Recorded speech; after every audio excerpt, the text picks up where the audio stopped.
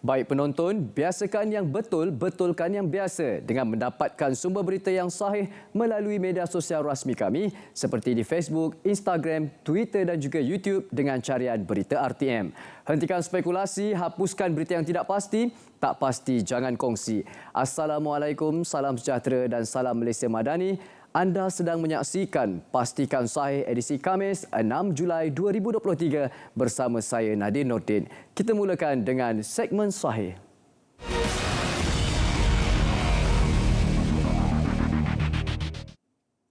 Masih lagi disebarkan poster palsu ini di media sosial. Walaupun telah kami berikan pencerahan pada hari semalam berkenaan maklumat palsu mengenai STR tambahan sebanyak RM600. Menurut Kementerian Kewangan MOF, ingin menegaskan bahawa maklumat mengenai tambahan sumbangan tunai rahmah STR sebanyak RM600 adalah palsu. Berhati-hati dan jangan mudah terpedaya dengan berita sebegini di Telegram. STR Fasa 3 telah disalurkan pada 26 Jun 2023 bagi memastikan program STR 3 ini disasarkan kepada mereka yang layak. Tempoh permohonan rayuan juga akan dibuka mulai 3 hingga 31 Julai 2023. Pemohon boleh mengemukakan dokumen berkaitan untuk semakan semula oleh Lembaga Hasil Dalam Negeri Malaysia LHDNM. Sila layari pautan bantuantunai.hasil.gov.my untuk mendapatkan maklumat lanjut yang sahih. Tular di media sosial berkenaan mesej kononnya terdapat peraturan komunikasi baharu oleh pihak kerajaan yang akan merekodkan semua panggilan dan memantau semua rangkaian media sosial dan forum. Dari hasil penelitian dan semakan yang dibuat, pihak MCMC mendapati bahawa mesej yang tular tersebut adalah tidak benar.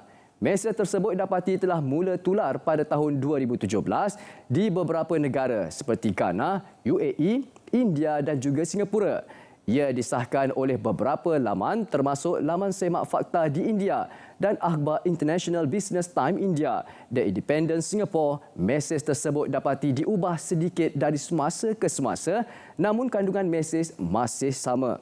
Berkaitan dengan isu yang sama, pihak kerajaan pada tahun 2015, 2017 dan 2019 melalui pihak Polis Diraja Malaysia PDRM, Kementerian Dalam Negeri KDN serta Kementerian Komunikasi dan Digital KKD juga telah menafikan perkara seumpama ini. Kecoh juga di media sosial, mesej kononnya menerima bantuan e-dompet berjumlah RM500 adalah tidak benar dan dikongsikan oleh pihak yang tidak bertanggungjawab. Menurut kenyataan Kementerian Kewangan MOF, meminta agar orang ramai sentiasa berhati-hati dengan berita palsu ini. Tuntutan kredit e-Belia Rahmah hanyalah melalui penyedia perkhidmatan e-dompet yang berikut iaitu Boost, Settle dan juga Touch and Go e-wallet. Jika anda lihat mesej palsu ini, anda akan dapati mesej tersebut menyertakan link ataupun pautan untuk anda klik. Awas, jangan mudah untuk klik pada pautan yang diberikan oleh pihak yang tidak dikenali kerana dikuatiri ini adalah taktik skamer untuk mencuri maklumat peribadi dan perbankan anda. Buat semakan sebelum membuat apa-apa transaksi secara dalam talian. Awas, elak daripada menjadi skamer ping WhatsApp. Ya, warnanya cantik, tertarik, berwarna merah jambu. Tapi jangan mudah terpedaya. Kita mestilah sentiasa berwaspada dan tidak mudah terpedaya. Ancaman yang bakal anda hadapi sekiranya memuat turun aplikasi WhatsApp ping ini adalah skamer dapat mengakses data telefon anda, gambar, SMS dan senarai kenalan anda. Skamer dapat mencuri butiran perbankan dalam talian termasuk OTP anda. Sama-sama menjadi ingatan penting buat kita semua untuk hanya muat turun aplikasi daripada platform rasmi yang sahih sahaja. Baik, kini kita ikuti kenyataan media Ketua Polis Daerah Shah Alam berkaitan viral video memaparkan kejadian samun oleh sekumpulan lelaki di kawasan perumahan Bukit Kemuning yang dikatakan telah meragut rantai emas milik seorang lelaki India di kawasan perumahan tersebut. Suspek dipercayai 3 orang lelaki menaiki 2 buah motosikal telah ke rumah mangsa dengan berpura-pura untuk membeli rokok. Ketika mangsa diminta untuk menukar dengan jenis rokok yang lain, salah seorang suspek meluru ke arah mangsa dan meragut rantai di leher yang dipakai oleh mangsa dan suspek terus melarikan diri. Mangsa cuba menahan suspek namun gagal dan mengalami kecederaan di lengan, lutut dan kaki kerana terjatuh akibat diseret oleh suspek. Kes ini disiasat di bawah Seksyen 394 Kanun Keseksaan dan usaha mengesan dan menangkap suspek sedang giat dijalankan. Orang ramai yang mempunyai maklumat berhubung kejadian boleh menghubungi talian 03-5520-2222 atau mana-mana balai polis berhampiran bagi membantu siasatan. Kita beralih pula ke kenyataan media hasil berkenaan Persidangan Pencukaian Kebangsaan 2023 edisi ke-23 secara hybrid di Pusat Konvensyen Kuala Lumpur pada 1 dan 2 Ogos 2023. Bertemakan Taxation Driving Force for Economic Sustainability, NTC merupakan platform perdana bagi hasil dan CTIM dan para peserta persidangan untuk berkongsi perkembangan terkini di samping membincangkan isu-isu semasa, percukaian serta prospek ekonomi negara. Seperti tahun-tahun sebelum ini, NTC 2023 akan berlangsung selama 2 hari menawarkan 25 mata CPD kepada peserta yang hadir secara fizikal dan 20 mata CPD kepada para peserta yang mengikuti secara maya. NTC 2023 membawakan panel speaker dan moderator yang hebat dalam kalangan ahli-ahli profesional, tokoh-tokoh ekonomi dan pegawai-pegawai kanan hasil. Topik yang bakal dibincangkan termasuk kelestarian ekonomi, pematuhan cukai secara sukarela, inisiatif-inisiatif percukaian, transfer pricing, foreign source income dan lain-lain lagi. Sebarang pertanyaan berkenaan NTC 2023 boleh menghubungi talian 03-8924-3600 atau anda juga boleh layari laman sesawang rasmi hasil di www.hasil.gov.my. Hentikan spekulasi, hapuskan berita yang tidak pasti. Tak pasti jangan kongsi. Berehat seketika, kembali selepas ini dengan segmen semasa.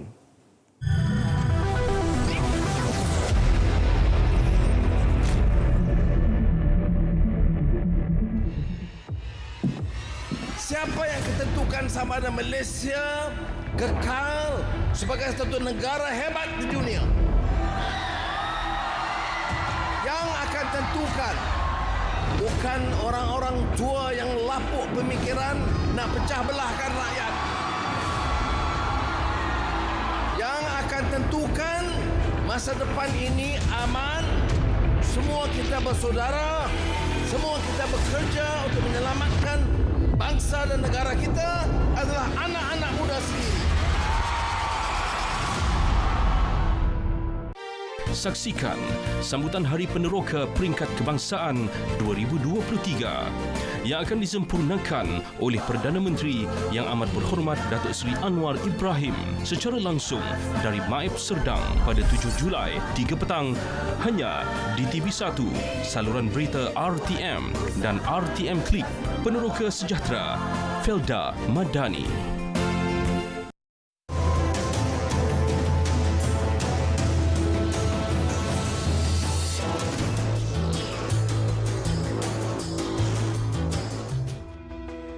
Hilang minat, sukar beri perhatian dalam tugasan harian, suka asingkan diri, mengalami gangguan tidur dan hilang selera makan, juga berkelakuan agresif kepada diri sendiri dan orang di sekeliling.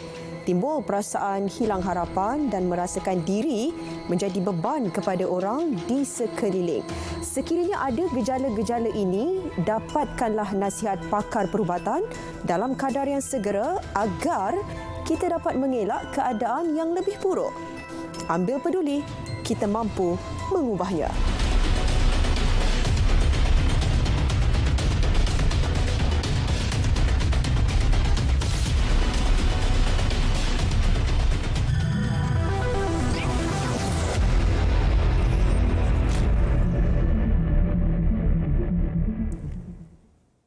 Terima kasih kerana masih lagi setia bersama kami dalam Pastikan Sahih. Seterusnya, ayuh kita aktifkan segmen semasa.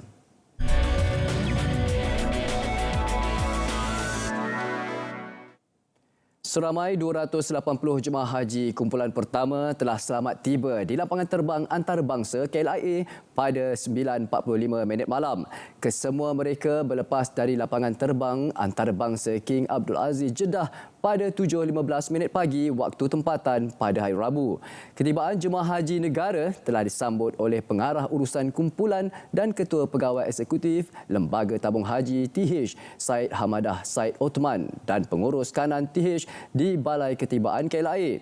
Beliau berkata tabung haji amat bersyukur kerana operasi musim haji tahun ini berjalan dengan baik tanpa sebarang musibah berlaku. Turut mengucapkan terima kasih kepada semua jemaah haji atas segala kerjasama baik yang diberikan sejak dari tanah air sehingga ke Tanah Suci. Said Hamadah turut mengambil kesempatan untuk bersalaman dan mengucapkan selamat pulang serta tahniah kepada para jemaah haji yang telah selesai melaksanakan rukun Islam kelima pada musim haji tahun ini.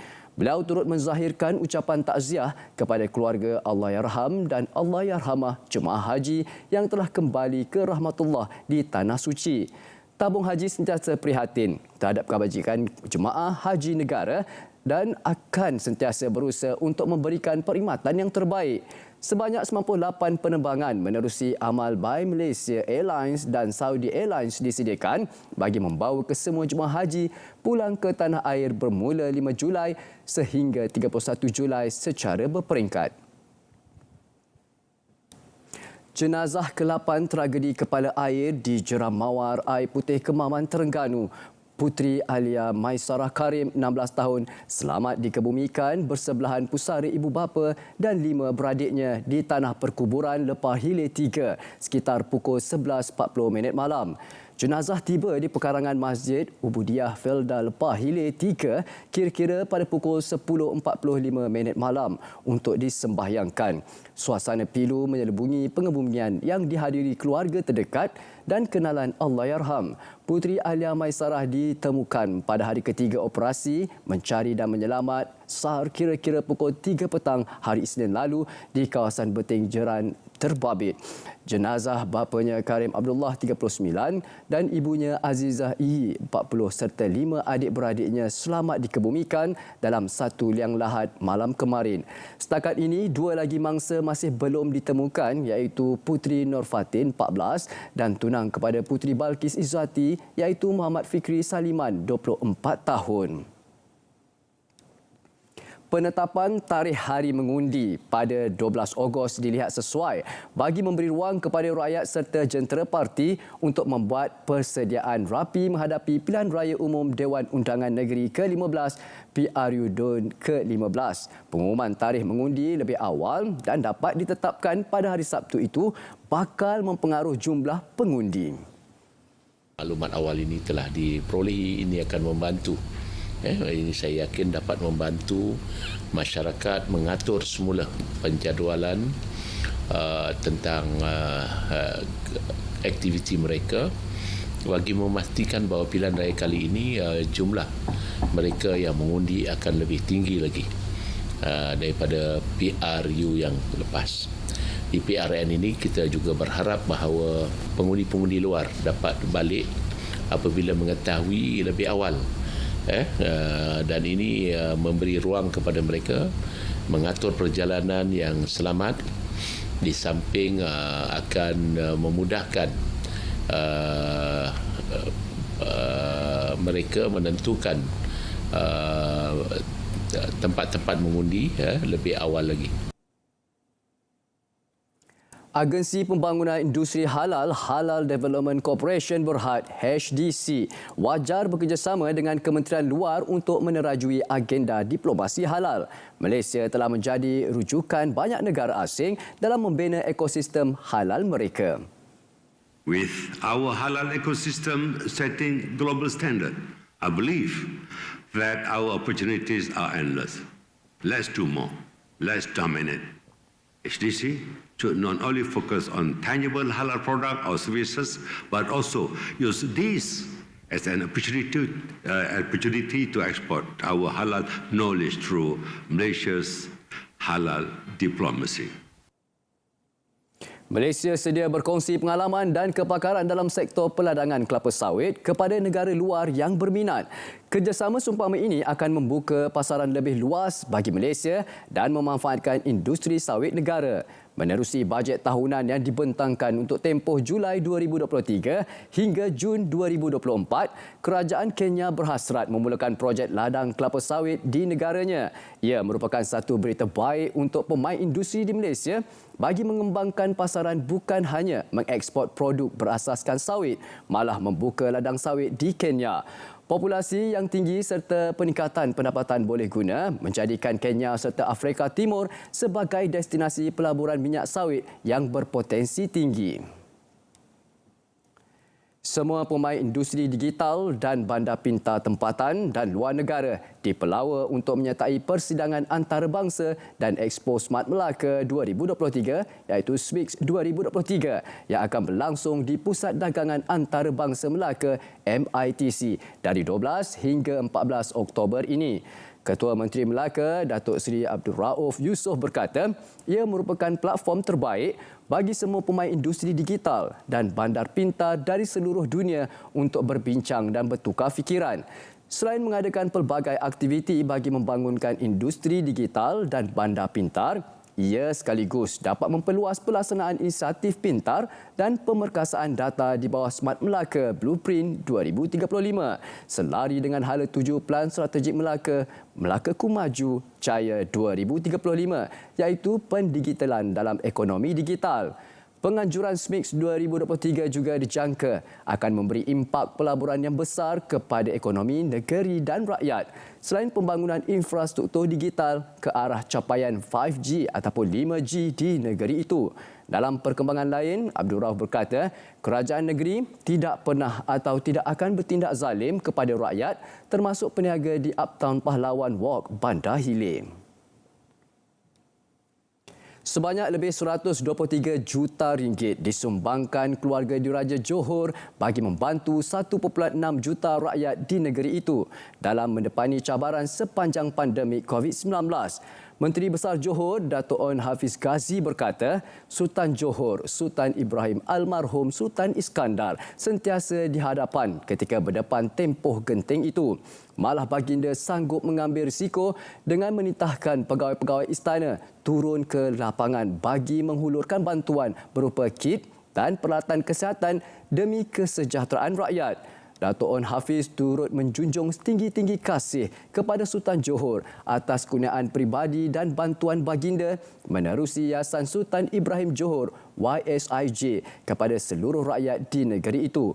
Tambahnya, Permaisuri Johor Raja Zari Sofia almarhum Sultan Idris Shah turut berkenan mengurniakan sumbangan peribadi dan bantuan kepada rakyat menerusi Yayasan Raja Zari Sofia Negeri Johor dan Yayasan Kanser Tunku Laksamana Johor. Pelancaran program di Rantau at Ipoh diharap dapat menyemarakkan lagi sektor pelancongan di Perak. Usaha itu sejajar dengan salah satu daripada 6 agenda aspirasi rakyat dalam Pelan Perak Sejahtera 2030 iaitu merancangkan pembangunan ekonomi digital. Ini sudah tentu akan membantu untuk menjadikan warga Ipoh khususnya, warga Ipoh khususnya akan mendapat manfaat dari segi ekonomi.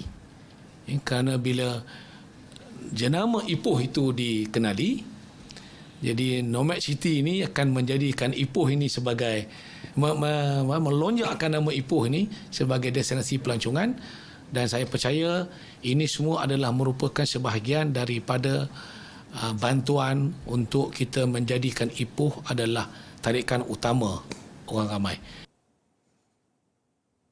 Satu sistem perlindungan sosial yang lebih inklusif perlu dilaksanakan di Malaysia berikutan mekanisme sedia ada adalah terhad.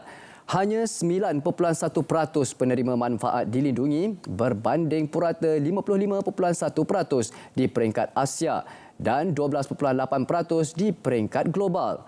Ketua Pegawai Eksekutif Kumpulan Wang Simpanan Pekerja KWSP, Datuk Seri Amir Hamzah Azizan berkata, perubahan itu perlu dilakukan segera memandangkan penduduk Malaysia berusia 65 tahun dan ke atas kini semakin bertambah berbanding kumpulan umur lain.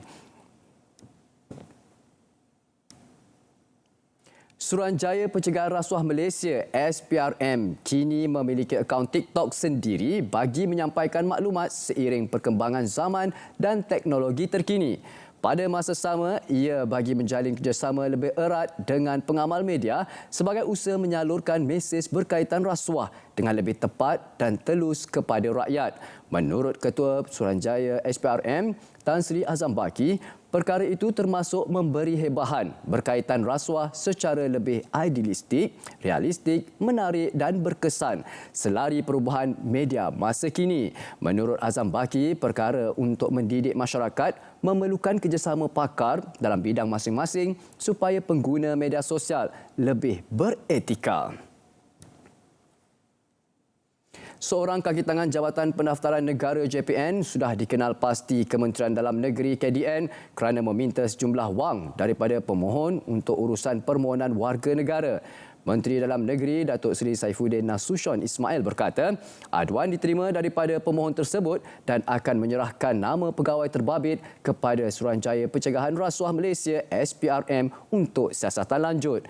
Tindakan tersebut adalah bercanggah dengan proses sebenar yang mana tiada sebarang bayaran dikenakan untuk proses kelulusan permohonan sijil lahir atau kewarganegaraan di JPN. Susulan insiden yang berlaku di lapangan terbang antarabangsa Kuala Lumpur KLIA baru-baru ini, beberapa aspek penambahbaikan akan dilakukan bagi meningkatkan mutu perkhidmatan Jabatan Imigresen Malaysia JIM di pintu masuk negara.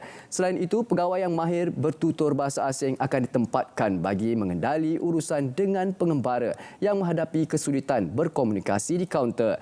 Turut menyatakan pihaknya komited memberi kerjasama kepada SPRM dalam mendukung polisi kerajaan bagi membantras sebarang aspek salah laku dan rasuah. Seorang pengarah syarikat Kitar Semula didenda RM18,000 dan penalti RM2.437 juta selepas mengaku bersalah di Mahkamah Magistrate Johor Bahru kerana gagal mengemukakan penyata pendapatan borang C taksiran 2021 hingga 2022 melibatkan nilai cukai pendapatan lebih RM3.3 juta.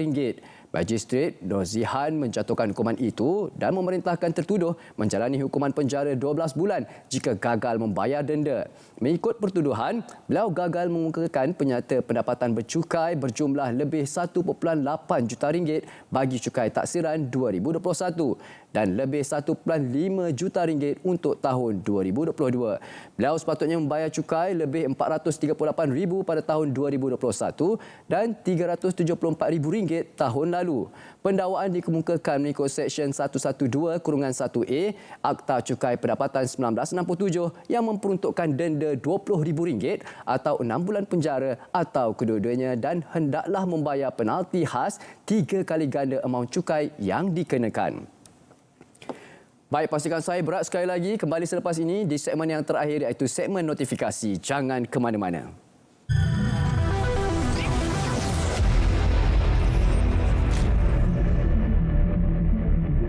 Dalam dunia yang mencabar, dalam media sosial yang menggugat, saudara anak-anak harus buat pilihan yang baik. Kerana satu kesilapan satu generasi akan menghukum negara kita ke lembah kehinaan. Satu kekuatan bangkit generasi baru ini. Kalau mampu saudara bangkit, percayalah peta Malaysia, masa depan Malaysia muncul sebagai negara paling hebat di rantau ini.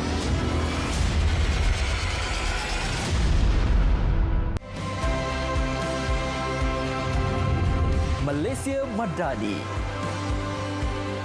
5 jari dengan jalur merah putih merupakan simbolisme kepada rukun negara. Bulan sabit. Bulan merupakan simbol kepada agama Islam sebagai agama persekutuan. Bulatan. Bulatan berwarna biru menandakan kebulatan muafakat dan perpaduan di kalangan rakyat. Bintang. Bintang berbucu 14 menandakan perpaduan di kalangan 13 buah negeri dan wilayah persekutuan. Warna biru, kesatuan nasional, keterangkuman dan persaudaraan.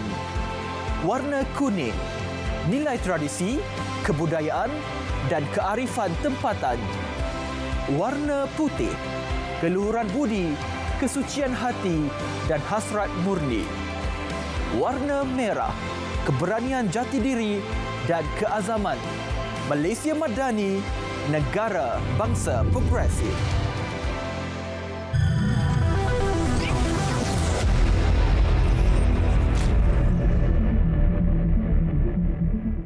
Malaysia Madani, tekad perpaduan penuhi harapan. Ini adalah segmen notifikasi. Ayuh kita aktifkan segmen notifikasi.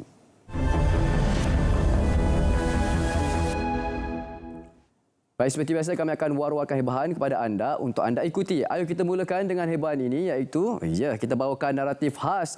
Pada malam ini, sumbangan tunai rahmah SDR dan e-belia rahmah bersama Yang Berhormat Datuk Seri Ahmad Maslan, Timbalan Menteri Kewangan 1, dan juga kita punya pengacara adalah Ismail Adnan sebagai moderator, dan juga siarannya di saluran TV1 serentak di berita RTM. Dan untuk mudah di mana saja anda berada, muat turun aplikasi RTM Klik pada 6 Julai 2023 Khamis 10 malam. Kita bawakan pula sambutan Hari Peneroka Felda 2023. Peneroka Sejahtera Felda Madani disempurnakan oleh Yang Amat Berhormat Datuk Seri Anwar bin Ibrahim, Perdana Menteri, pada Jumaat hari esok 7 Julai 2023, 3 petang di Dewan A Maib Serdang. Juga kami bawakan siaran langsung di saluran TV1, siaran serentak di saluran berita RTM dan juga RTM Klik. Diikuti pula dengan temu Anwar Kedah 8 Julai 2023, Sabtu 2 petang di Dewan Muazzam Shah Universiti Utara Malaysia, Sintok Kedah. Anda juga boleh saksikan secara langsung di TV1, berita RTM, MyTV saluran 123 dan juga RTM Klik. Ini pula adalah jenayah e-dagang mangsa sebagai penjual. Modus operandi, suspek menghubungi mangsa dan berminat dengan barang jualan mangsa. Suspek kononnya telah tersalah memasuki akaun dan meminta mangsa memulangkan semula baki wang. Tips yang perlu anda ingat adalah semak akaun bank atau nombor telefon di laman Semak Mule sebelum membuat transaksi. Jangan berurusan di luar platform atau PM tepi. semakmule.rmp.gov.my. Harga runcit produk petroleum bagi tempoh 6 Julai 2023 sehingga 12 Julai 2023. RON 97, RON 95 dan diesel adalah tidak berubah sama sekali, iaitu bagi RON 97 adalah RM3.37 seliter, bagi RON 95 RM2.05 seliter, diesel RM2.15 seliter. Jawatan kosong unit komunikasi korporat. Anda boleh layari laman sesawang di pro@kpkm.gov.my. Hentikan spekulasi, hapuskan berita yang tidak pasti, tak pasti jangan kongsi. Pastikan saya sampai di sini saja. Ingat dapatkan maklumat benar di saluran berita yang sahih, iaitu berita RTM. Ingat, Malaysia Madani, tekad perpaduan penuhi harapan. Assalamualaikum dan salam sejahtera.